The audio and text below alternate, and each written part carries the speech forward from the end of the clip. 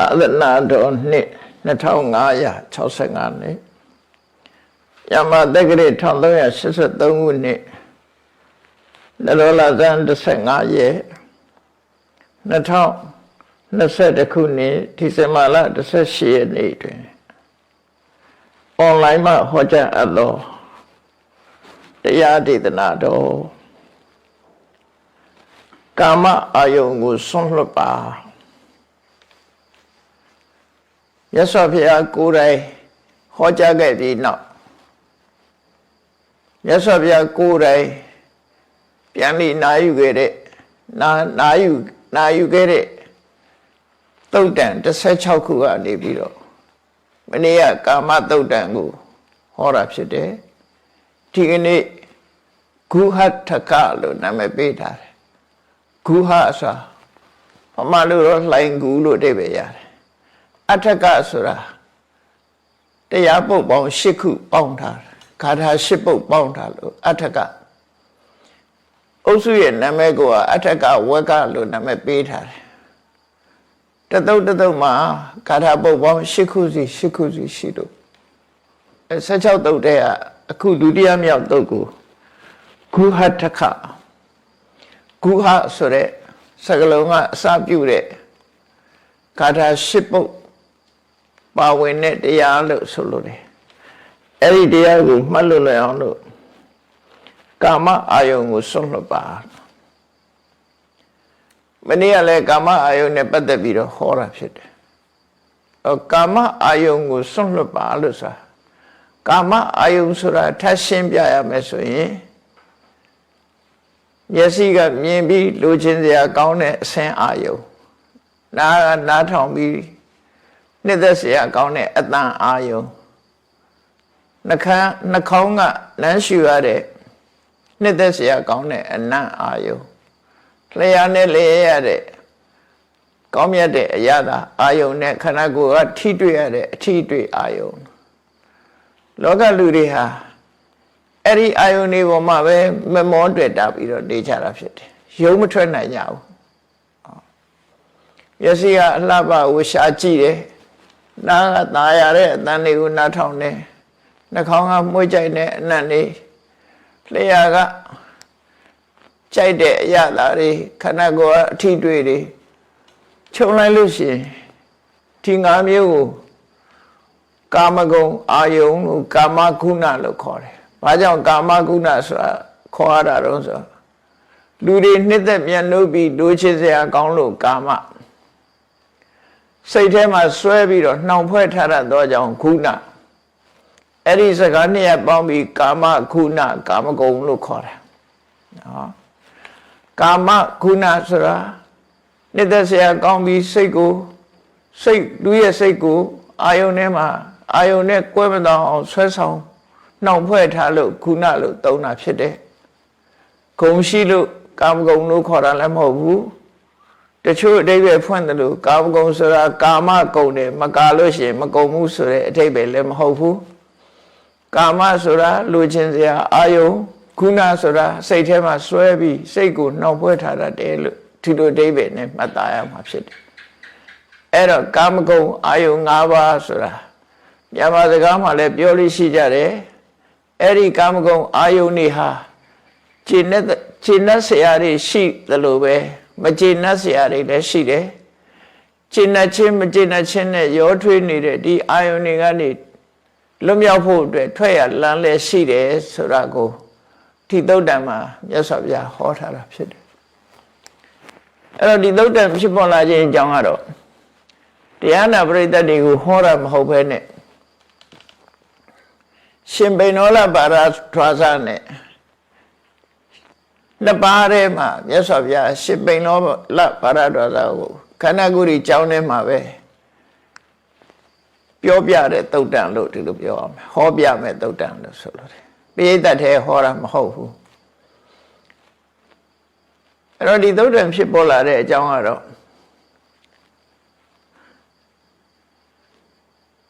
မြတ်စွာဘုရားလက်ထက်ကကောသပိပြည်မှာဥဒိဏဘုရင်အုပ်စိုးတယ်ဘုရားလက်ထက်ကအိန္ဒိယနိုင်ငံမှာဧကရိဘုရင်ဆိုတာ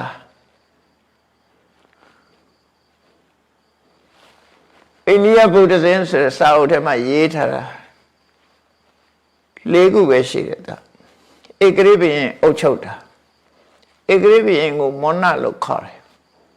မောနာဂီကယ်စစ်စတမ်နဲ့အုပ်ချုပ်တဲ့နိုင်ငံ၄နိုင်ငံပဲရှိတယ်တခုကဘာလို့ဆိုရင်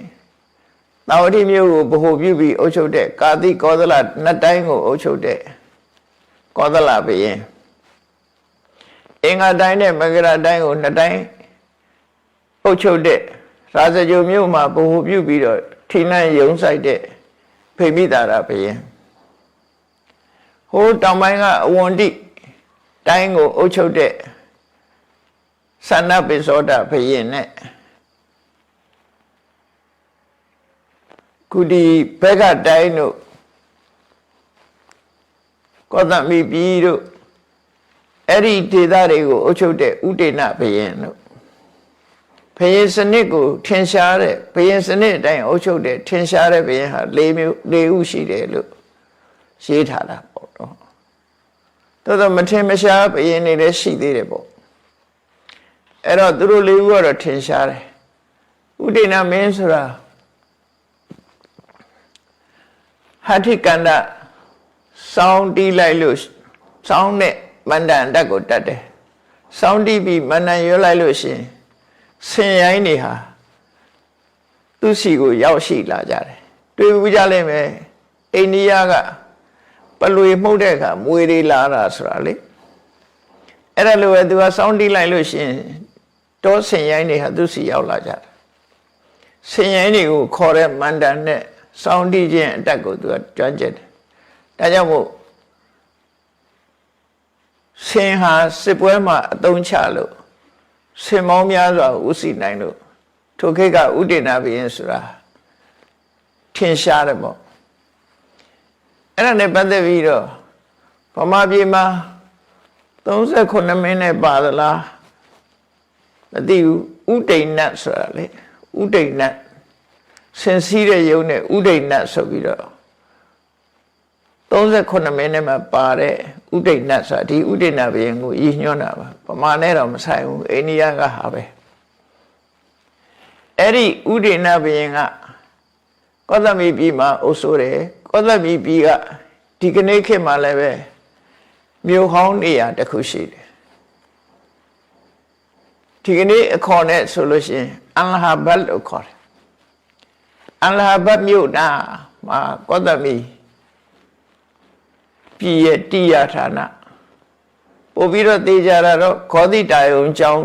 တည်တဲ့နေရာကိုခဏလည်းပဲသူတို့ဂောတိတာရံလို့ခေါ်တယ်သူတို့ဂောစိတာရံဆိုပြီးတော့ဆိုင်းဘုတ်တက်ထားတာရှိခင်းကမြင့်နဲ့ယမုနာမြင့်အဆုံကလေးမှာဒီဂောတိတာယုံကျောင်းဆိုတာရှိတယ်ပေါ့အဲ့တော့သူနဲ့ပတ်သက်ပြီးတော့ပိန္ဒောလပရဒဝဇဆိုတဲ့ယဟန္တာမထေရဒီယဟန္တာမထေရရဲ့အမည်ကိုကြားဘူးကောင်းကြားဘူးကြလိမ့်မယ်မကြားဘူးလို့ရှိရင်လဲစန္ဒကူသပိတ်ကိုကောင်းငင်တက်ယူတဲ့မထေရပဲဒီပုဂ္ဂိုလ်ရာဇဂိုမြို့မှာစန္ဒကူသပိတ်ကိုကောင်းငင်တက်ယူလို့ဗမာပြည်မှာဒီသူ့ရဲ့ပုံသဏ္ဍာန်တဘောနိုင်နေပါလေလှုပ်ထားတာတွေရှိတယ်လေစန္ဒကူသပိတ်ကိုကောင်းငင်တက်ယူတဲ့ပုဂ္ဂိုလ်ယဟန္တာမထေရမြတ်သူကဘယ်နေရာမှာနေတကိုယ်နဲ့ကြွလာပြီးတော့ဥဒိဏဘုရင်ရဲ့အဝတ္တကဆိုတဲ့ခင်းကမြေကမ်းကဥယျာဉ်လေးရလေလေးတစ်ဖြူဖြူနဲ့ရာသီဥတုကအေးတယ်ပေါ့နေ့လေအချိန်မှာနေလို့ကောင်းလို့အဲ့ဒီအဝတ္တကဆိုတဲ့ဥယျာဉ်ထဲမှာနေတန်ရအဖြစ်လာပြီးသတင်းသုံးတွေရှိတယ်အတိတ်ဘဝနဲ့လည်းဆက်ဆက်ကောင်းဆက်ဆက်လိုက်မယ်လူဆိုတာကိုနေရတဲ့နေရာမျိုးကိုပြန်ပြီးတော့စိတ်ကမသိတောင်မှအဲ့ဒီလိုနေရာမျိုးတွေ့လို့ရှိရင်နေခြင်းနဲ့စိတ်တွေဖြစ်လာတတ်တယ်တော့ဒီပိန္ဒောလပါရဒဝဇမထေရဟာနေတန်ရဆိုလို့ရှိရင်အဝတ္တကဥယျာဉ်နဲ့ရောက်လာတကိုးနဲ့ကြွလာပြီးတော့အဲ့ဒီဥယျာဉ်နဲ့အရိပ်ကောင်းတဲ့သစ်ပင်အောက်မှာ ကမ္မထမ်းရှုရင်ကနေပြီနေ့လယ်မှာတမဘဝင်စားပြီးတော့နေလေးရှိတယ်ပေါ့အဲ့လိုနေလေးရှိတဲ့ကတရက်တော့ဥဒိဏဘုရင်ကြီးကလည်းဥယျာဉ်အပျော်ပါထွက်လာတယ်ဘုရင်တွေကလည်းဟောလီဒေးထွက်တာနဲ့တူပါတယ်တခါတည်းရန်သူတို့နန်းတွင်းမှာမနေပဲနဲ့စစ်တပ်အချမ်းရံအဆောင်ကြတဲ့နဲ့ဥယျာဉ်နဲ့ထွက်လာတယ်အဲ့ဒီမှာပဲစားစရာတောက်စရာတွေစားတောက်ပြီးတနေ့ကုန်ဥယျာဉ်ထဲမှာလှည့်လည်သွားလာအချိန်ဖြုံးပြီးညနေနေမဝင်ခင်နန်းတော်ကိုပြန်လေးရှိကြတယ်ပေါ့ဒါသူတို့လှုပ်လေလှုပ်ထားရှိတဲ့အနေထားရှင်ပေနောလဘာရတော်သာဥယျာဉ်နဲ့ရောက်နေတဲ့ချိန်မှာဘုရင်ကြီးကလည်းအဲ့ဒီနေ့ဥယျာဉ်ကိုလာတဲ့ရဲနဲ့သွားပြီးတော့စုံစည်းတယ်ဥယျာဉ်ကြီးကကျဲတော့ရှင်ပေနောလဘာရတော်သာတစ်ပင်တစ်ပင်အောက်မှာတပါးတဲ့အေးချမ်းစွာနေတယ်ဘုရင်ကြီးကတော့ตายရတဲ့နေရာဥယျာဉ်ဝဆောက်ထားတဲ့အဆောက်အဦတွေနဲ့သူ့ရဲ့ကိုရံတော်တက်တွေနဲ့မိဖုရားမောင်မမိတ်တန်နေခြံရံနေနဲ့စားလို့တောက်လို့ဥယျာဉ်ထဲမှာလှက်ပတ်ကြည့်တယ်လှက်ပတ်ကြည့်ရင်တစ်ပင်တစ်ပင်အောက်ရောက်တဲ့အခါခဏခဏတစ်ပင်အောက်မှာနေရင်သူ့ရဲ့ခြံရံမျိုးသမီးတဲ့မျိုးသမီးတစ်ယောက်ရဲ့ရှင်ခွင်ကိုခေါင်းဆိုင်ပြီးတော့အဲ့ဒီတစ်ပင်အောင်မှာသူကအပန်းဖြည့်တယ်ခဏနားလိုက်တာအိပ်ပျော်သွားတယ်ဘုရင်ကြီးအိပ်ပျော်သွားပြီဆိုရင်ဘုရင်ကြီးကိုပြုစုဖို့လိုက်လာကြတဲ့မောင်မမိတ်တန်လို့ခေါ်တဲ့ဘုရင်ရန်ရွေတော်တွေကကဲဘုရင်ကြီးအိပ်ပြီးတို့လျှောက်ကြည့်မယ်ဆိုပြီးတော့လွတ်လပ်တဲ့အနေနဲ့လျှောက်ကြည့်ကြဥယျာဉ်နဲ့လျှောက်ကြည့်ရင်ကနေရှင်ပေနောလဘာရတော်သာတစ်ပင်အောင်မှာထိုင်နေတာရဟန်းတစ်ပါးတစ်ပင်အောင်ထိုင်နေတာမြင်တော့အနိနာသွားပြီးတော့ရှ िख ိုးဝါချကြတယ်ရှင်ပေနောလဘာရဆိုတာကသမဘကထပြီးတော့ရောက်လာတဲ့မောင်မမိတ်တန်တွေကိုတရားဟောတယ်သူတို့တရားဟောပေးတယ်အဲ့ဒီချိန်ကြီးမှာဟိုဘုရင်ကြီးကသူ့ရင်ခွင်နဲ့အိတ်နေလို့သူများလို့လွတ်လွတ်လပ်လပ်မသွားလာရတဲ့အမျိုးသမီးကဘုရင်ကြီးနိုးအောင်လုပ်တယ်လှုပ်ပြီးတော့နိုးအောင်လုပ်တော့ဘုရင်ကနိုးသွားတော့ချမ်းရံနေပဲရောက်ကုန်လေဆိုတဲ့အခါရိုးမပြောဘူးဟိုးခလန်းလန်းအသစ်ပင်အောင်မှာဘုန်းကြီးတစ်ပါးရှိမှတော့ဝိုင်းထိုင်နေကြတယ်ဘယင်နာမနေကြပဲနဲ့သူတို့ကရဟန်းတစ်ပါးကိုသွားပြီးတော့ဝိုင်းဝန်းဖြော်ပြေးနေကြတယ်လို့ပြောတော့ဘယင်ကစိတ်တူတာပေါ့နော်စိတ်ဆိုးအောင်ပြောတယ်တခါလဲထလိုက်သွားပြီးတော့ဟိုရောက်တဲ့အခါကျတော့မောင်မမိတ်တန်တွေကဝန်းရံပြီးတော့တရားနာနေကြတယ်ရှင်ပေနောလဘာရတော်သာတရားဟောနေတယ်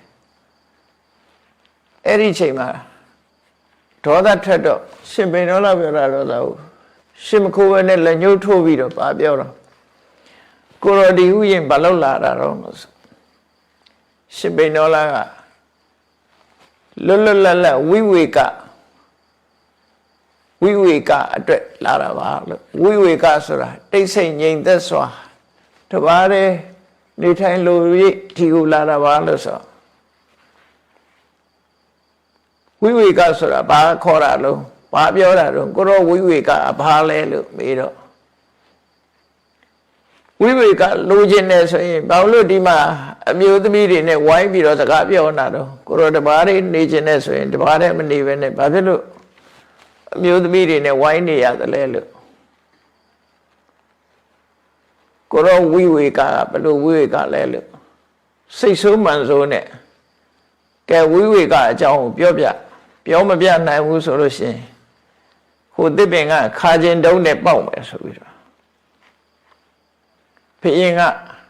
တက်ကိုင်းမှာခါကျင်တုံးကိုသွားချိုးတဲ့အခါကျတော့ခါကျင်တွေကထွက်ပြီးတော့သူ့တကူလုံးကိုကိုက်တယ်ပို့ပြီးတော့စိတ်ဆိုးသွားတယ် စိတ်ဆိုးတော့နောက်ထပ်တစ်ထုပ်သွားချိုးသူလုံနေတာကိုကြည့်ပြီးတော့အမျိုးသမီးတွေကလည်းရင်းနှီးတဲ့အမျိုးသမီးတွေကထပြီးတော့တားမြစ်တယ်ရှင်ပိဏောလဘာရတော်သားလည်းငါဘောပြစ်မှားရင်တော့သူဒုက္ခရောက်တော့မယ်ဆိုပြီးတဘာဘဝင်စားပြီးဇံဝင်စားပြီးကောင်းကင်နေပြန်ကြွသွားအဲ့တော့သူခါကျင်တုံးနဲ့မပေါက်လိုက်ရတော့ဘူးပျောက်သွားတယ်နောက်တစ်ချီမှလည်းဒီလိုအဲ့ဒီလိုပျောက်သွားတဲ့အခါကျတော့ဘုရင်နဲ့ယဉ်နှီးတဲ့အမျိုးသမီးတွေကပြောတယ်ဘုရင်မင်းကြီးဟာအဗ္ဗဓမ္မဆိုးတယ်တခြားဘုရင်တွေဆိုလို့ရှိရင်ခုတော့သူတော်စင်သူတော်များနဲ့တွေ့လို့ရှိရင်ထိုင်ပြီးတော့တရားနာတဲ့အလဘတန်လဘပြောတယ်အခုတော့မဟုတ်ဘူးရဟန်းတော်တွေကိုပြစ်မှားတယ်ဆိုပြီးတော့ဝိုင်းပြီးတော့အပြစ်တင်ကြတာအပြစ်တင်တဲ့အခါမှာ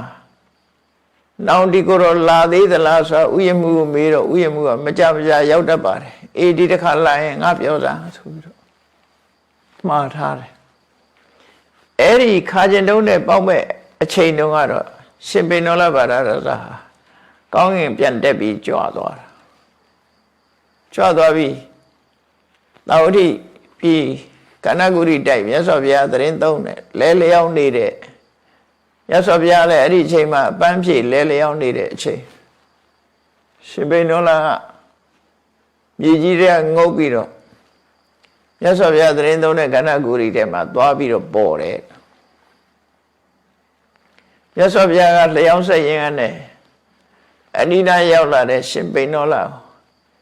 ဒီအချိန်ကြီးပဲလာတာတော့ပြောတော့ကောသမီပြည်ကလာတဲ့အကြောင်း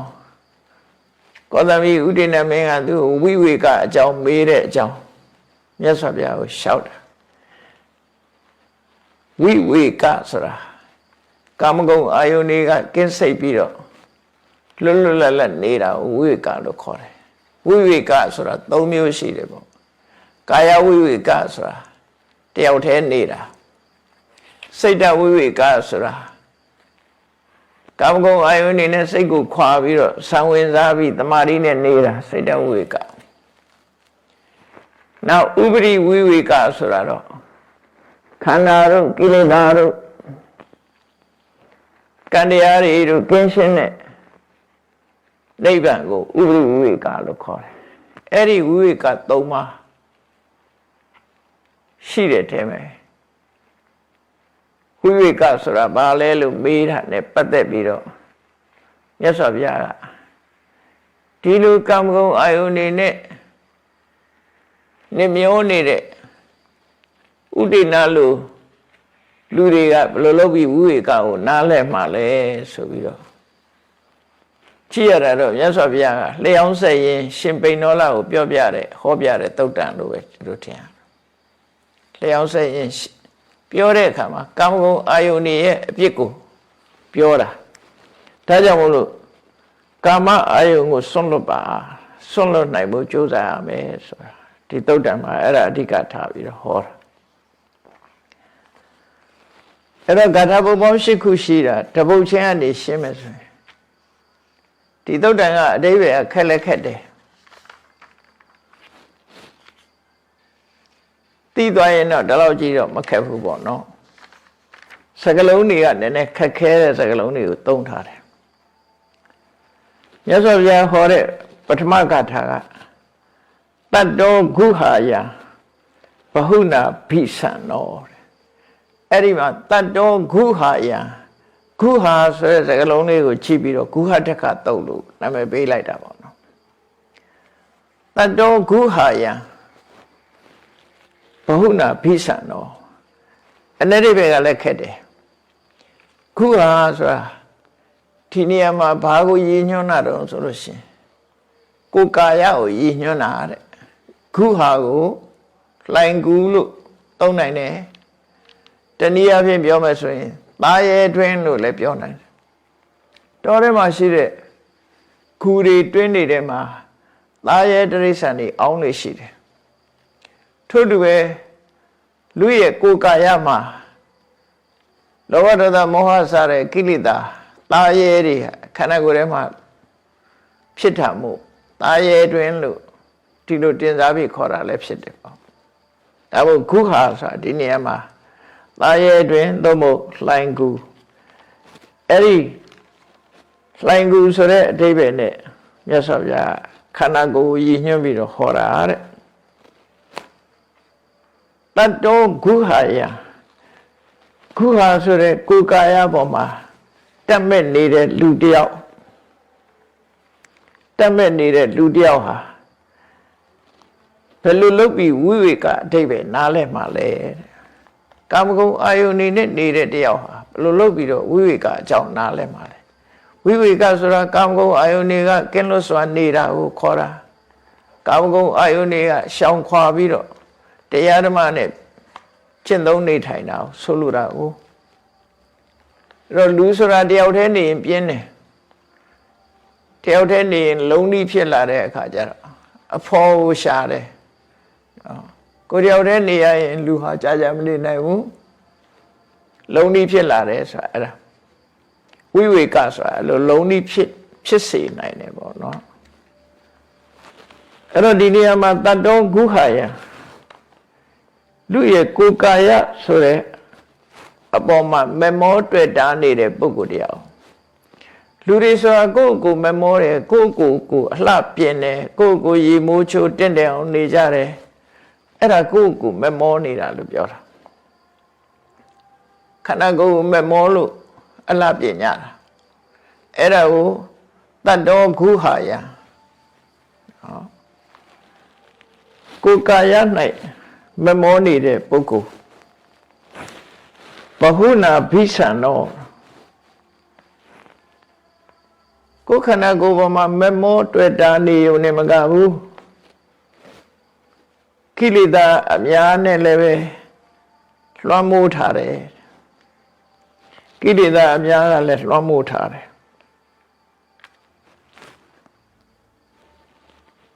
တိဋ္ဌံနရောကိလေသာနဲ့ယတ္တိနေတဲ့ပုဂ္ဂိုလ်အဲ့ပုထုဇဉ်ပုဂ္ဂိုလ်တွေကိုရည်ညွှန်းပြီးတော့ပြောတာတတ္တောဂုဟာယကိုယ်ကာယပေါ်မှာမမောတွေ့တာနေပြီးဘဟုနာဘိသံတော်ကိလေသာတွေနဲ့လွှမ်းခြုံထားတဲ့ပုဂ္ဂိုလ်တိဋ္ဌံနရောကိလေသာကောင်းကုန်းတွေပေါ်မှာယတ္တိနေတဲ့ပုဂ္ဂိုလ်နောက်မောဟနသမိပခါလောမောဟနဆိုတာတွေးဝေးစေတယ်မိန်မောစေတယ်မိန်မောတယ်ဆိုတာတခြားမသိဘူးဒီထက်မှာပဲအယက်မူတာလို့မူရစေဝါတောက်ထားတာလို့အနေထားမျိုးကိုမောဟနလို့ခေါ်တယ်လူတယောက်ဟာအသိဉာဏ်တုံးသွားပြီးတော့မိန်မောတွေးဝေးပြီးတော့သွားတယ်မောဟနသမိတ်ဆိုတာမောဟနဆိုတာခုနကပြောတယ်ကာမဂုဏ်အာယုံ၅ပါးကိုမောဟနလို့ခေါ်တယ်အဲ့ဒီကာမဂုဏ်အာယုံ၅ပါးပေါ်မှာလင်မောနေတဲ့ပုဂ္ဂိုလ်တယောက်ဟာတဲ့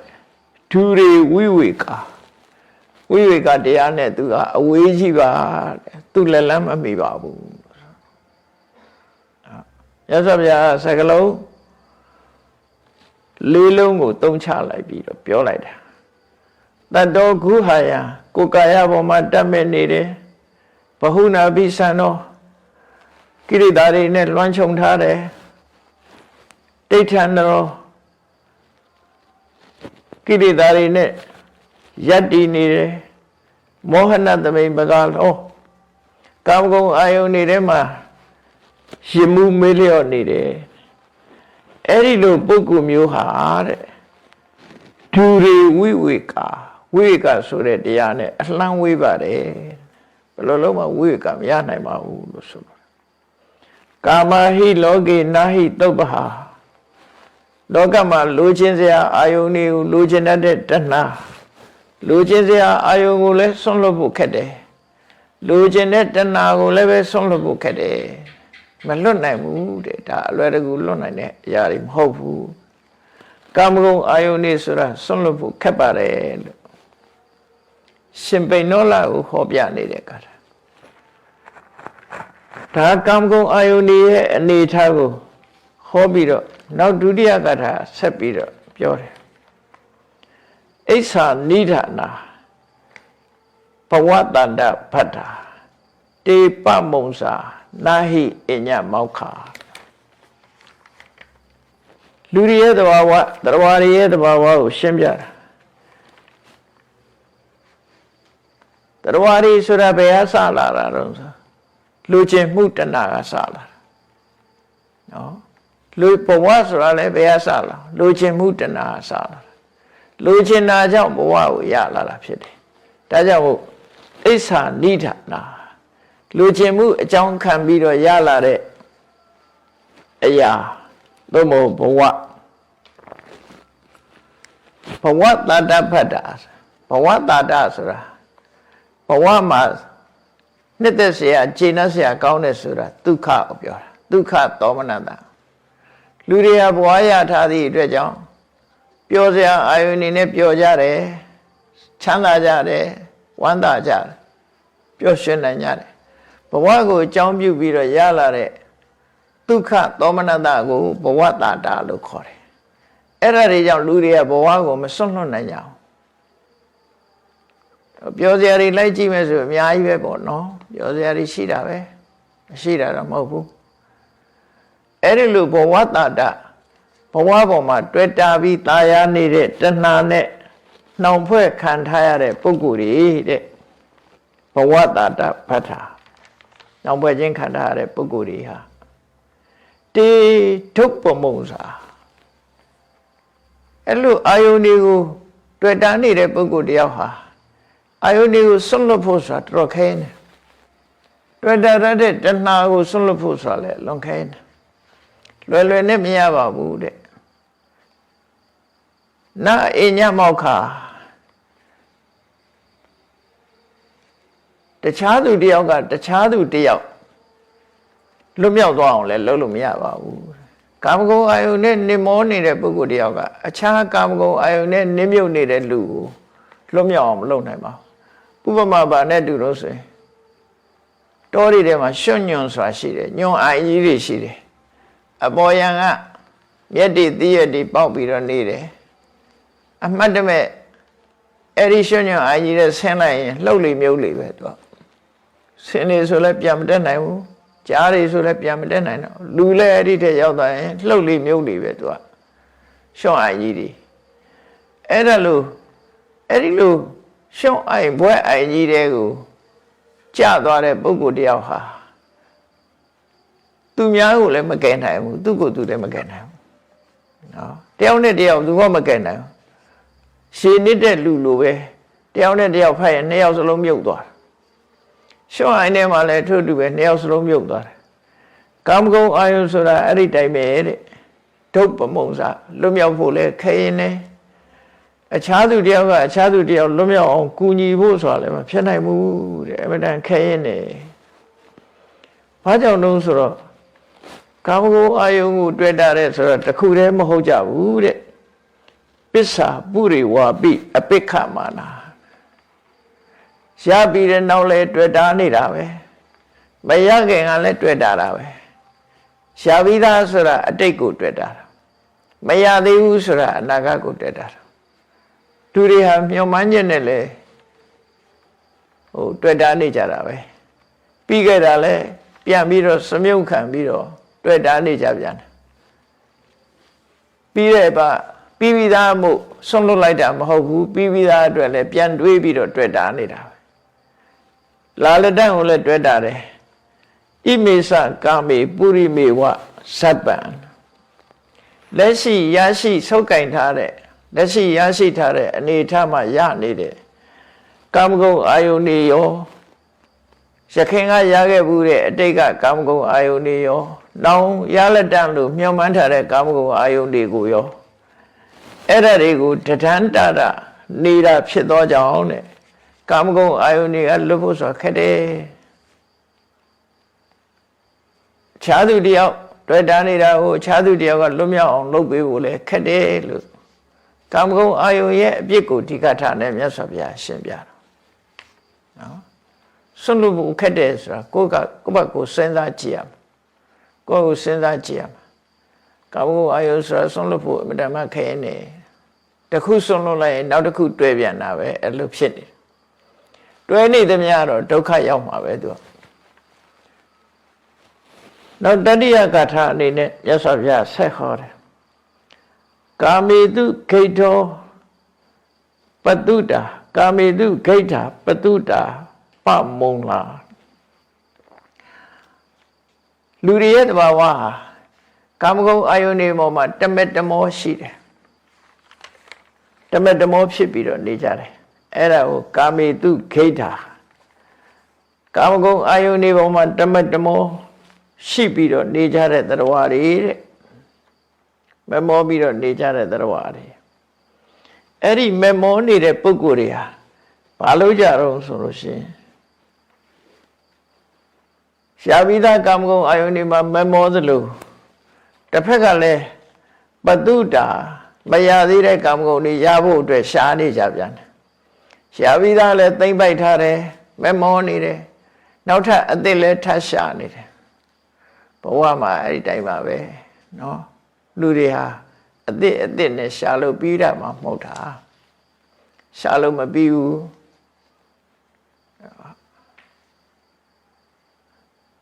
အဲ့ဒါလို့လူတွေရဲ့သဘာဝကိုမြတ်စွာဘုရားကာမေတုဂိဋ္ဌာအဲ့တော့ကိုယ့်ကိုစဉ်းစားကြည့်ကာမေတုဂိဋ္ဌာဆိုတာခြုံပြီးတော့ကြည့်လိုက်မယ်ဆိုရင်မျက်စိကမြင်တဲ့လှပတဲ့အဆင်းအာယုံနားကြားတဲ့ချိုသာတဲ့အသံအာယုံအဲ့ဒီအပြင်ဘာထင်ရှားတော့ဆိုရတ္တအာယုံမှာထင်ရှားတယ်လူတွေဟာတစ်ခါစားပြီးနောက်တစ်ခါစားကြတယ်အသက်ရှည်ဖို့စားတာမဟုတ်ဘူးကြိုက်လို့လိုက်ရှာစားနေတာနိုင်ငံညာကမှားစားတယ်နိုင်ငံညာချက်တွေအမျိုးစုံရှာပြီးတော့စားကြတယ်အစားအစာနဲ့ပတ်သက်ပြီးတော့ဘယ်ဆိုင်ကကောင်းတယ်အဲ့တော့ရိုးရိုးအစာနဲ့အားမရတဲ့အခါကျတော့ဘီယာပါတောက်လာဒါလည်းကာမဂုဏ်အာယုံပဲအဲ့ဒါလို့အာယုန်ဒီမှာမလွတ်နိုင်တော့လူတွေဆွဲလန်းပြီးတော့လာတယ်ဆွဲလန်းလာလို့ရဖို့ရအတွက်လည်းကြိုးစားလာကြတယ်အဲ့ဒါကိုကာမေတုဂိဋ္ဌာကာမဂုဏ်အာယုန်တွေကိုမမောတယ်ကာမဂုဏ်အာယုန်မမောလို့မျက်စိကအလှပကိုကြည့်ဖို့ဆိုတာဘယ်တော့မှမဆုံးနိုင်တဲ့ပစ္စည်းတွေကိုတီထွင်နေကြတယ်အတန်ဆိုတာလဲအတန်ပိုင်းဆိုင်ရာလဲတီထွင်ပြီးတော့နေကြတယ်တခြင်းတွေအသစ်အယ်ဘန်တွေထွက်တခြင်းဟောင်းသွားရင်တော့တခြင်းအသစ်နားထောင်အဲ့တော့ဘယ်တခြင်းတော့ဝါသွားပြီလို့နောက်ထပ်မကြားချင်တော့ဘူးလို့မရှိဘူးနောက်ထပ်အသစ်နားထောင်နေတာပဲအဲ့ဒါကြောင့်ရဖို့လဲကြိုးစားနေကြတာပဲအစားအသောက်ဆိုတာလဲပြီးသွားတယ်လို့မရှိဘူးရဖို့ကြိုးစားနေကြတာပဲပမုလှတဲ့ကာမဂုဏ်အာယုန်နဲ့တွေ့ရင်လူတွေဟာစဉ်းစားဉာဏ်ပျောက်ပြီးတော့တွေးဝေမိန်မောပြီးဒီထဲမှာနစ်မျောသွားကြတယ်ကာမဂုဏ်အာယုန်ထဲမှာမျောနေတယ်မျောတယ်ဆိုတာဘာမှဥတတိမရဘူးဒီထဲမှာပျော်နေကြတာဘုန်းကြီးတို့ဂျာမနီရောက်သွားတော့တခါတော့ဂျာမနီရောက်သွားတော့အဲဒီမှာဂျာမနီမှာဥရောပတခွင်ကလာကြတဲ့ပွဲကြီးတစ်ပွဲရှိတယ်သူတို့ခေါ်က lab parade လို့ခေါ်တယ်နော် lab parade ချစ်တဲ့ပွဲပေါ့နော်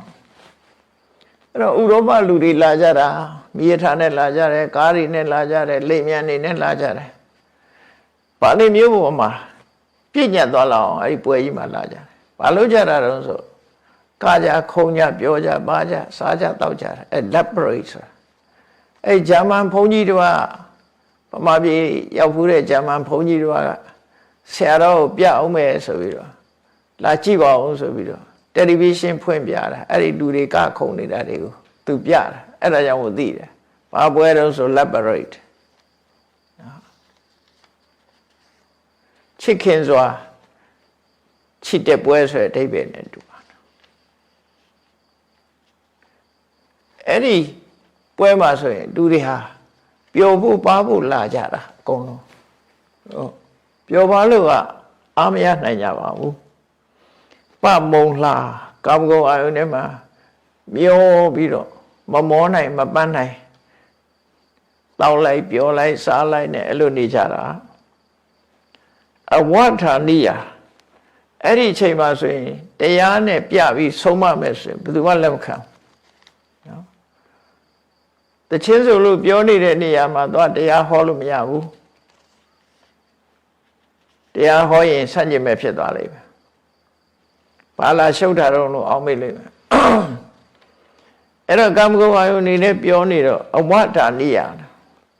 နားမထောင်နိုင်ဘူးတရားသာမကြားဘူးမကြားခြင်းဘူး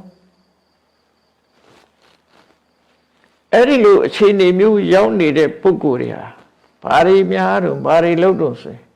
တေဝိတမေနိဝိဋ္ဌာသူတို့ဟာကာမဂုဏ်အာယုန်တွေမှာပျော်ပါနေတဲ့ပုဂ္ဂိုလ်တိုင်းဝိတမေနိဝိဋ္ဌာဝိတမဆိုတာ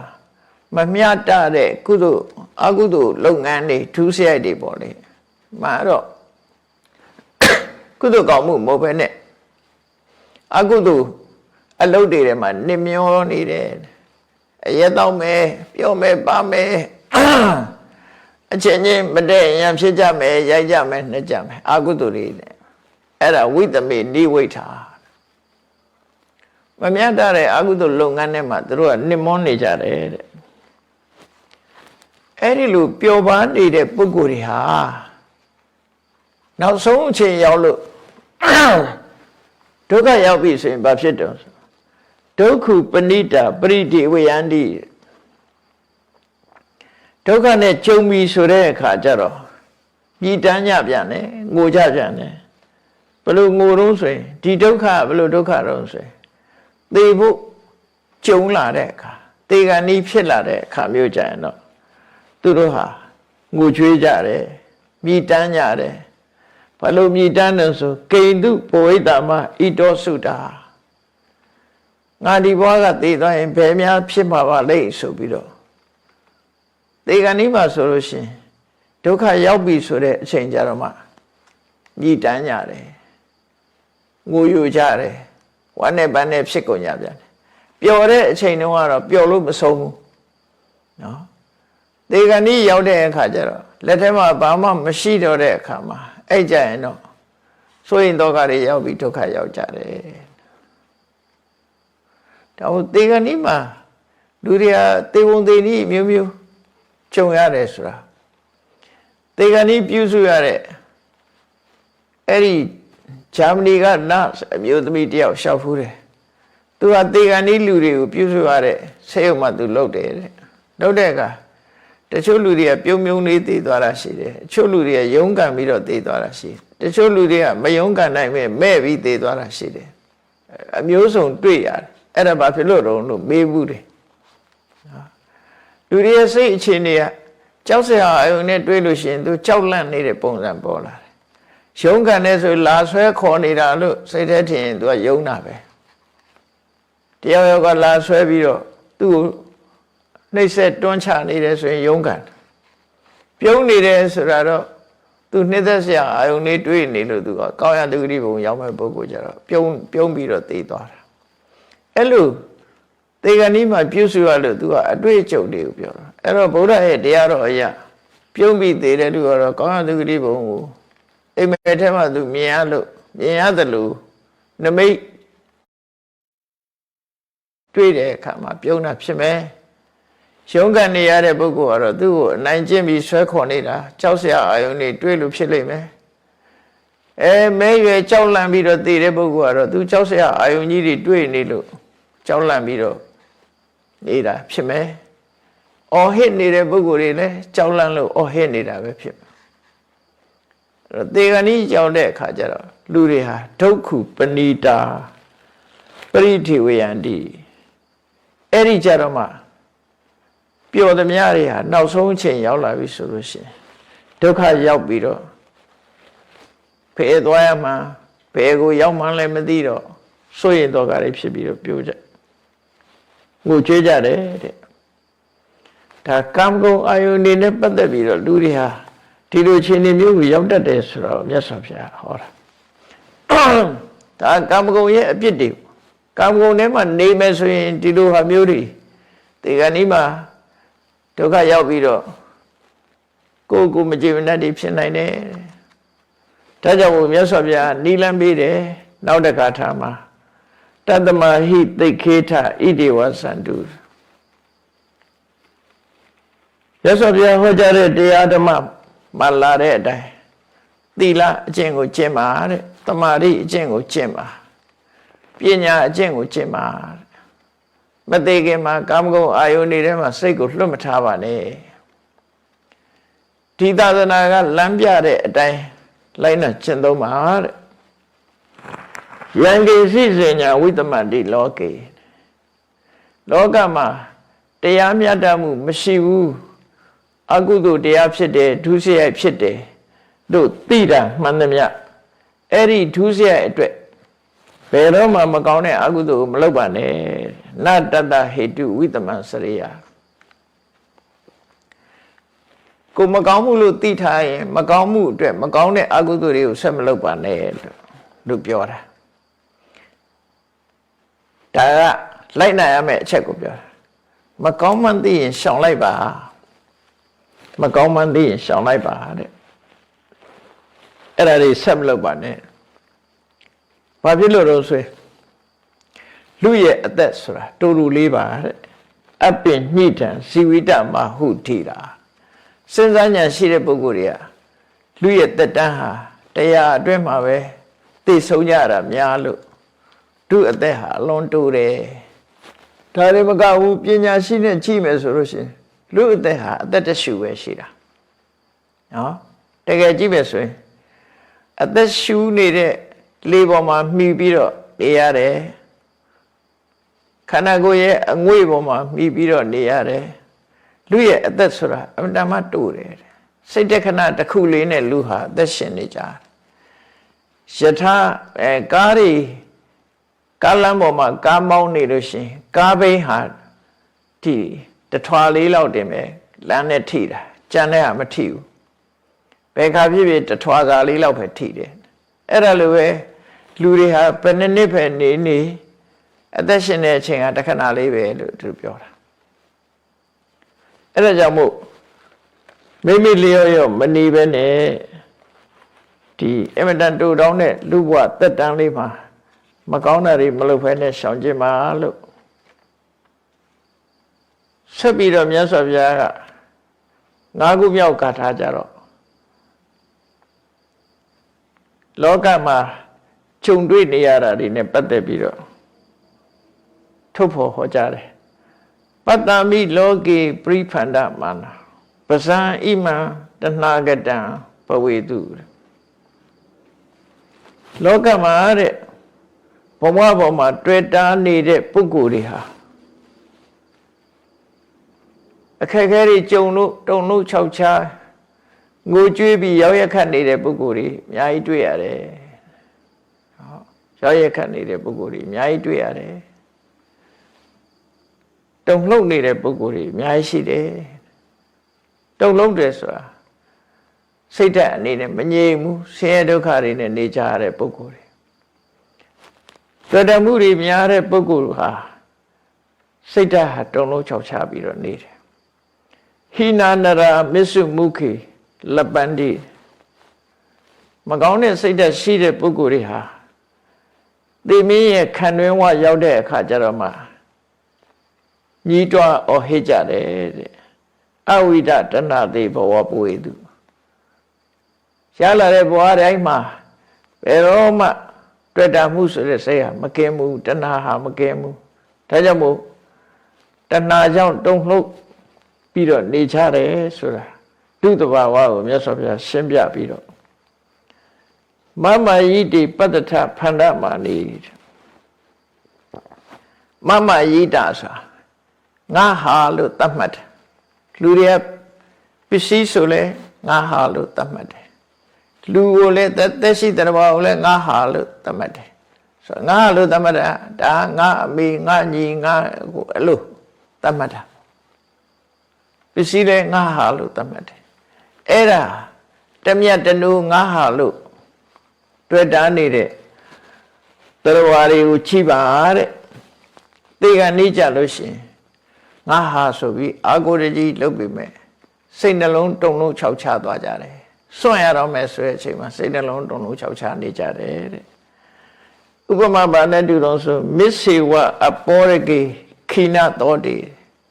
စီဝင်တဲ့ရေလမ်းကြောင်းကြီးကပိတ်ပြီးတော့ရှည်တွေဟာလဲသွားတဲ့အခါမှာငါးတွေဟာဖက်လက်နဲ့နော်ရှည်ကမြုပ်အောင်မငုံနိုင်တဲ့အချိန်မှာငါးတွေဟာတုန်လှုပ်ပြီးတော့ဖက်ဖြစ်နေကြသလိုပဲတတ္တဝါတွေဟာတုန်လှုပ်နေတတ်ကြတယ်တဲ့ဣတံမိဒိဋ္ဌဝါအဲ့ဒီအခြေအနေတွေကိုကြည့်ပြီးတော့အမမောစရိယငါဟာဆိုတဲ့တဏှာနဲ့တွေ့တာတဲ့စိတ်ကင်းအောင်ကျင့်ပါတဲ့ဘယ်ဟာပဲဆိုပြီးတော့ငါဟာဆိုပြီးတော့စိတ်ထဲမှာတွေ့မထားပါနဲ့တဲ့အဲ့ဒါကင်းအောင်ကျင့်ပါတဲ့ဘဝေတုအတ္တိမကုပ္ပမနောဘယ်ဘဝရောက်ရှားထားတဲ့ဘဝတွေပေါ်မှာပြင်းပြင်းထန်ထန်တွေ့တာစိတ်တွေမဖြစ်ပါစေနဲ့တွေ့တာစိတ်ဖြစ်ရင်ဘာဖြစ်လဲတွေ့တာမှုကြီးလေစွန့်လို့ရဖို့ခက်လေတွေ့တာမှုများလေတောကများလေတွေ့တာမှုကြီးလေရှင်တွေကပူလောင်မှုတွေများလေဖြစ်လာမှာဒါကြောင့်မို့မြတ်စွာဘုရားတွေ့တာမှုတွေကိုမပြုပါနဲ့အဲ့ဒါလို့ကာမဂုဏ်အာယုစိတ်တွေများနေတဲ့ပုဂ္ဂိုလ်ရဲ့အဖြစ်တနည်းတွေကိုဟောပြပြီးလွတ်ရလမ်းကြောင်းကိုနိလန်တစ်ခုအနေနဲ့မြတ်စွာဘုရားရှင်ပိဏောလပါရဒတာကိုရှင်းပြတယ်ဒီတရားကလည်းအပြည့်စုံဟောလိုက်တာပဲเนาะကာမဂုဏ်အာယုရှင်းဘယ်လိုဒုက္ခတွေရောက်တယ်ဘယ်လိုကျင့်သင့်တယ်ဆိုတော့ပြောပြီးနောက်ဆုံးမှာဘယ်လိုလွတ်အောင်လုပ်ရမယ်ဆိုတာကိုကြည့်တော့ဥဘောတုအန္တေတုဝိနည်းဆန္ဒံဒါလွတ်တဲ့နိလန်လေးတစ်ခုပြောပြတယ်အကျဉ်းချုပ်လိုက်လို့ရှိရင်နားလည်ရမှာအကျဉ်းချုပ်တယ်ဘာလို့ဆိုရင်ဘဝတစ်ခုဟာခြေနှက်เสียအပိုင်းရှိတယ်မခြေနှက်เสียအပိုင်းရှိတယ်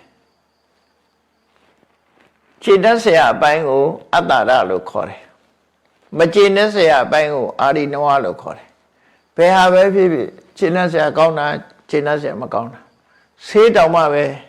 ယောဂပြောက်စေတဲ့ဆေးတောင်မှပဲ side effect ဆိုတာရှိတယ်နော်ဆိုးကျိုးဆိုတာလာတယ်ဘဝမှာလည်းပဲကောင်းကျိုးဆိုးကျိုးဆိုတာနှစ်ခုရှိတယ်ပေါ့နော်ကောင်းကျိုးကိုအတ္တရလို့ခေါ်တယ်ဆိုးကျိုးကိုအာရိနဝလို့ခေါ်တာပဲအဲ့ဒီမှာဘဝရဲ့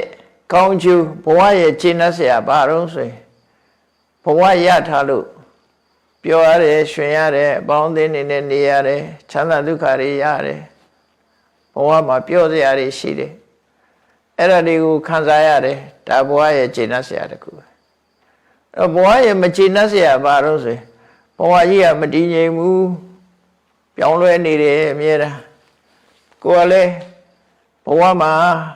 ရွယ်နဲ့နုပြိုနေခြင်းပဲလို့အိုးလာတယ်အင်အားရှိနေခြင်းပဲလို့အင်အားတွေရောလာတယ်အလှတွေပြက်လာတယ်ဘဝအခြေအနေတွေဆိုးရုပ်လာတယ်ဟောဒါတွေကမဖြစ်ချင်တာတွေဖြစ်တာလေအဲ့ဒါကိုဘဝရဲ့အပြစ်လို့ခေါ်တယ်ဒါဖြင့်အကောင်းနဲ့အဆိုးကရောနေတဲ့ဒီဘဝကြီးကလွတ်လန်းရောရှိသလားလို့ဆိုလွတ်လန်းရှိတယ်အဲ့ဒီလွတ်လန်းမှာအဲ့ဒီလွတ်လန်းကိုသိဖို့ရအတွက်ဘဝကိုပဲပြန်ပြီးတော့ဆင်ခြင်သုံးသပ်ကြည့်ဘဝပေါ်မှာတွေ့တာနေတဲ့တဏှာကိုဖယ်ရှားလို့ရှိရင်ဒါလွတ်လန်းမယ်အဲ့ဒါကိုဟောမလို့မြတ်စွာဘုရားဥဘောတုအန္တေတုဝိနည်းဆန္ဒံ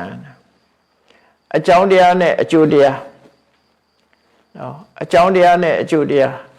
အကြောင်းတရားပေါ်မှာလည်းတွေ့တာမှုမထားနဲ့အကျိုးတရားပေါ်မှာလည်းတွေ့တာမှုမထားနဲ့အဲ့ဒီနှစ်ခုပေါ်မှာတွေ့တာမှုတွေကိုဖယ်လိုက်ဖတ်တံပရိညာယအနာနုဂိတောတဲ့ဖတ်တာဆိုတာဘာကိုပြောရတော့ဆိုအာယုံမှာထိတွေ့မှုရှိမှအခုခေတ်တော့ထိတွေ့တာတိုက်ပွဲဖြစ်တယ်ပြောနေကြဘယ်မှာထိတွေ့မှုရှိသွားတယ်ဆိုလူမှလည်းပဲထိတွေ့မှုရှင်တိုက်ပွဲပဲမျက်စိကနေပြီးတော့အဆင်းအာယုံနဲ့ထိတွေ့သွားတယ်အဲ့ဒါထိတွေ့သွားတာနဲ့ဘာဖြစ်တော့ဆိုဖတ်တာပစ္စယဝေဒနာ ဝေဒနာပစ္စယတဏှာအဲ့လိုလာတော့တာပဲထိတွေ့မှုကိုအကြောင်းပြုပြီးခံစားမှုတွေပေါ်လာတယ်ခံစားမှုကိုအကြောင်းပြုပြီးတော့ကြိုက်မကြိုက်ဖြစ်လာတယ်အဲ့လိုဆိုလို့အဲ့တော့အဲ့ဒီအကြောင်းနဲ့အကျိုးနှစ်ခုစလုံးပေါ်မှာမတွေ့တာဖို့ဖတ်တာကိုပိုင်းပိုင်းခြားခြားနားလည်ရမယ်ဘယ်လိုနားလည်ရမလဲဆိုဒီထိတွေ့မှုဆိုတာကိုနားလည်ရမယ်ထိတွေ့မှုဆိုတာဟာမျက်စိနဲ့အဆင်းအာရုံဆုံးတဲ့အခါမှာထိတွေ့မှုဖြစ်တယ်နားနဲ့အသံဆုံးတဲ့အခါမှာထိတွေ့မှုဖြစ်တယ်နှာခေါင်းနဲ့အနံ့ဆုံးတဲ့အခါလျှာနဲ့အရသာဆုံးတဲ့အခါခန္ဓာကိုယ်နဲ့ထိတွေ့ဆုံးတဲ့အခါထိတွေ့မှုတွေဖြစ်တယ်အဲ့ဒီ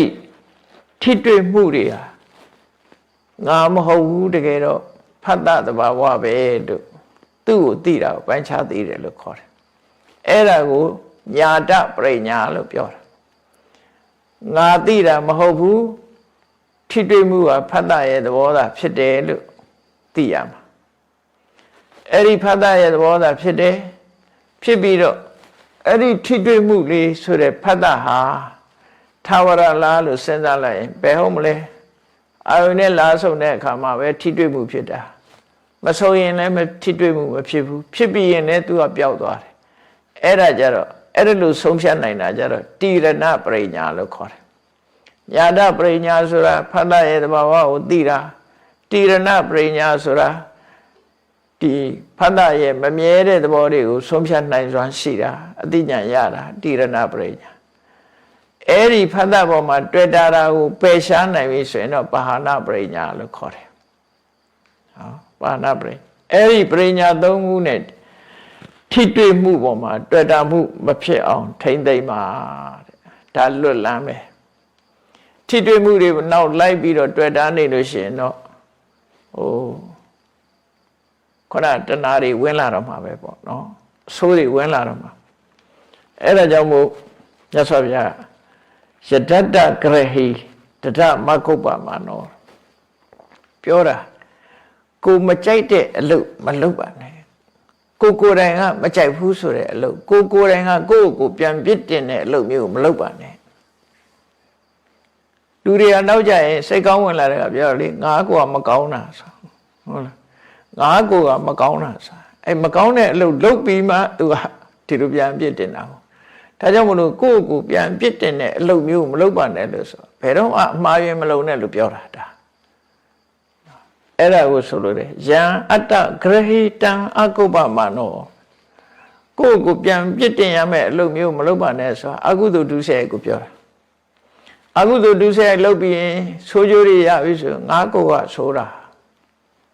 ဒါပေမဲ့နောက်နှမရတဲ့လူလည်းရှိတယ်မင်းကောင်းရင်ကျွန်ုပ်မဆိုးပါဆိုတဲ့လူကလည်းရှိသေးတယ်ငါဆိုးတာမဟုတ်ပါဘူးပြမလူတွေကဆိုးတာပါဆိုတဲ့လူမိုက်တွေလည်းရှိသေးတယ်အဲ့လိုလည်းရှိသေးတယ်ကိုယ့်ကိုပြစ်မတင်ဘူးလေကျွန်တော်ကလူဆုံးမဟုတ်ဘူးပတ်ဝန်းကျင်ကဆိုးလို့ဆိုးရတာပါဆိုတဲ့လူလည်းပြောတယ်အဲ့တော့နောက်ဆုံးကလူမှာကိုလုပ်တဲ့အလုပ်ကိုကိုယ့်ကိုပြန်ပြီးတော့ပြစ်တင်ကြဘယ်အလုပ်တုံးဆိုမကောင်းတဲ့အလုပ်ပဲအဲ့ဒီမကောင်းတဲ့ကိုယ်တိုင်ကကဲ့ရဲ့ရမယ်အလုပ်မျိုးမလုပ်ပါနဲ့မလုပ်ဖဲနဲ့မြင်တဲ့အာယုံကြားတဲ့အာယုံထိတွေ့တဲ့အာယုံတွေပေါ်မှာတဲ့တဏှာအစွဲနဲ့လည်းမစွဲပါနဲ့ငါဟာလို့ဆိုတာတဏှာရဲ့ဆွဲလမ်းမှုငါလို့ဆိုတာဒိဋ္ဌိရဲ့ဆွဲလမ်းမှုအဲ့တော့ငါဟာလို့လည်းမဆွဲလမ်းနဲ့ငါဆိုတာလည်းအထင်မလွဲလိုက်နဲ့တဘာဝတရားတသက်မြတ်တာဖြစ်တယ်လို့အဲ့ဒါလို့တရားဓမ္မကိုရှင်းရှင်းမြင်မယ်ဆိုလို့ရှိရင်ဒါကာမဂုဏ်အာယုန်ရဲ့လွတ်လမ်းမှာပဲကာမဂုဏ်အာယုန်တွေ့တာမှုတွေလွတ်ကင်းသွားနိုင်ပါတယ်ဆိုပြီးနောက်ဆုံးအနေနဲ့မြတ်စွာဘုရားဆက်ပြီးပေးတာဖတ်တာတစ်ခုကိုဥတည်ပြောတာဖတ်တာရင်လားလို့ဆိုမဟုတ်ဘူးတဲ့ယုတ်တိနံနေအကုန်လုံးဒီတိုင်းပဲချိတတ်ပါစေတဲ့တင်ညာပရိညာဝိသနေယဩခံတင်ညာပရိညာဆိုတာအသိစိတ်တွေအားလုံးအသိတင်ညာတွေအားလုံးကိုလည်းပဲခုတိုင်းသိပါတဲ့ကိုယ့်ရဲ့တဏ္ဍမှာဖြစ်ပေါ်လာတဲ့အသိတွေနဲ့ပတ်သက်ပြီးတော့လည်းပဲညာတပရိညာသဘာဝကိုသိရမယ်တိရဏပရိညာမမြဲတာကိုသိရမယ်ပါဟနာပရိညာတွေ့တာမှုတွေကိုဖယ်နိုင်ရမယ် အဲ့ဒီ၃မျိုးနဲ့ကိုယ့်ရင်ထဲမှာဖြစ်လာတဲ့တရားတွေကိုငါဟာဆိုတဲ့တဏှာမစွဲနိုင်အောင်ငါဆိုတဲ့ဒိဋ္ဌိ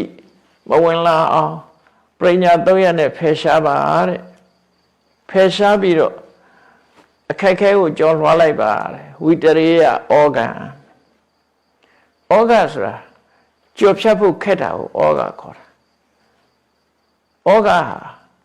ကာမောဃလို့ဆိုတာကာမဂုဏ်အာယုန်တွေဟာကြော်ဖြတ်ဖို့ခက်တယ်ဆွန့်လွတ်ပြဖို့အမြဲတမ်းခဲနေလူတိုင်းဖို့မလွယ်ဘူးအဲ့တော့လူတွေကလူဘဝကိုဆွန့်လွတ်ပြန်တော့လေဘုန်းကြီးဘဝဘုန်းကြီးရောက်တဲ့အခါဘုန်းကြီးတစ်ခါတွေ့ပြန်ရောနော်တခုမဟုတ်တခုပြန်တွေ့တတ်တယ်အဲကြောင့်မလို့ကာမဂုဏ်အာယုန်ဆွန့်လွတ်တယ်ဆိုတာရေဒီလိုင်းကြီးကိုဖြတ်ရတဲ့သဘောပဲအမြဲတမ်းခက်ခဲတယ်ဟိုဘက်ရောက်ဖို့ဆိုတာခက်တယ်ပရိက္ခဟေတုမုနိနောဘလိတ်တော်တဲ့လူတွေမှာသိမ့်ပိုက်တာနှစ်ခုရှိတယ်။ဘာမြင်လိုက်ဘာနဲ့သိမ့်ပိုက်တော့တဏှာနဲ့သိမ့်ပိုက်တယ်တဏှာအမြင်နဲ့ချင့်ကပ်လိုက်တယ်ဒိဋ္ဌိအမြင်နဲ့ချင့်ကပ်လိုက်တယ်ဆိုလိုတာကငါဟာဆိုတဲ့အတွေးပဲများသောအားဖြင့်လူတွေဟာမရှက်က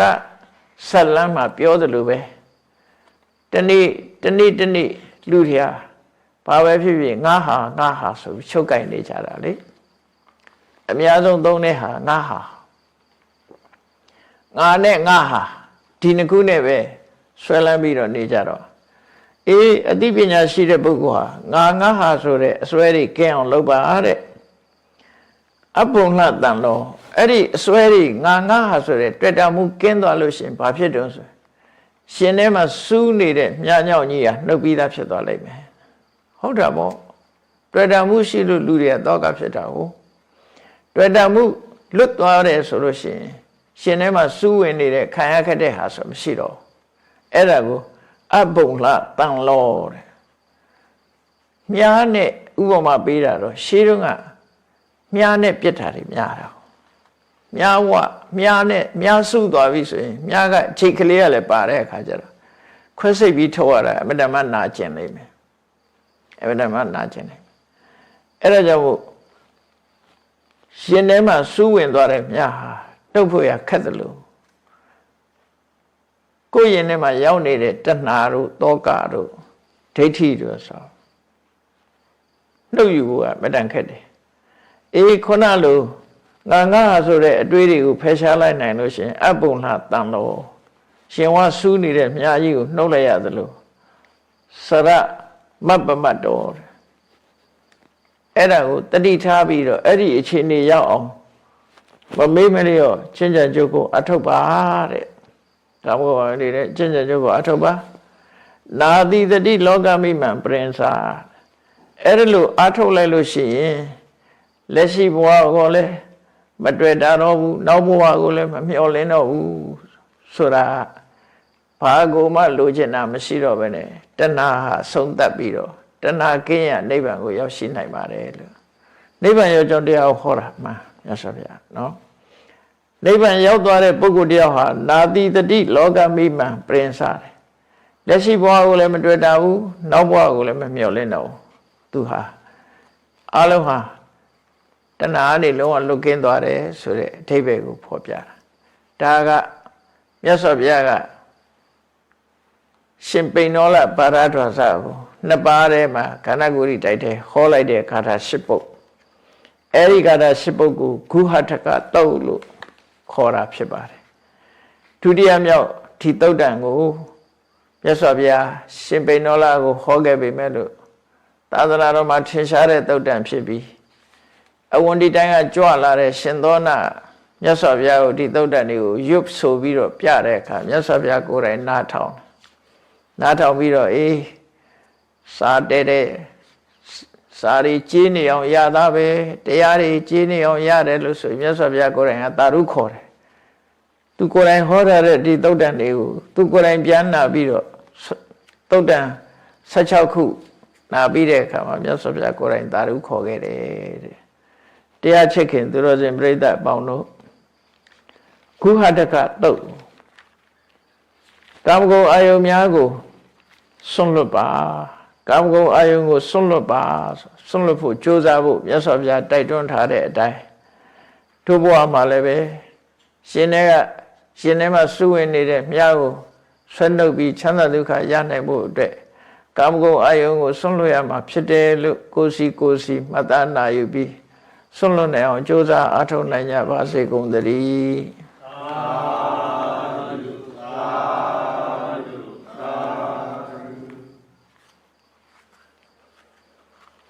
ရှိစေချရအောင်အလုံးလိုက်ဆိုလိုက်ကြအရှင်ဖေယဖေယတပည့်တော်တို့သည်တရားတော်မြတ်ကိုပူဇော်သောအားဖြင့်ဓမ္မဒါနတရားအလှပြုလုပ်၍တရားဓမ္မကိုနာယူစေကြပါကုန်၏တရားဓမ္မကိုနာယူမှသာလျှင်အတိဉာဏ်ရရှိ၍နိဗ္ဗာန်ကိုမျက်မှောက်ပြုနိုင်မှာဖြစ်ပါသည်ထို့ကြောင့်တရားတော်မြတ်ကိုလှူဒန်းရသောဤကောင်းမှုကြောင့်ဓမ္မပူဇာကုသိုလ်စေတနာကြောင့်နိဗ္ဗာန်ချမ်းသာကိုမျက်မှောက်ပြုရပါလိုကုန်၏ဤကောင်းမှုဤအဖို့ဘာကကိုအမိအဖအဖို့အဖွာဆရာသမားတို့အားကုသိုလ်အမြတ်ဝေငှပါကုန်၏30ဘုံချင်းဒီကုန်သောလုံးစုံများစွာတတ္တဝါတို့သည်ကုသိုလ်အမြတ်ကိုယ်စီရကြကုန်သည်ဖြစ်၍ကိုယ်စိတ်နှဖျားချမ်းသာကြသည်ဖြစ်ကြပါစေကုန်သတည်းအ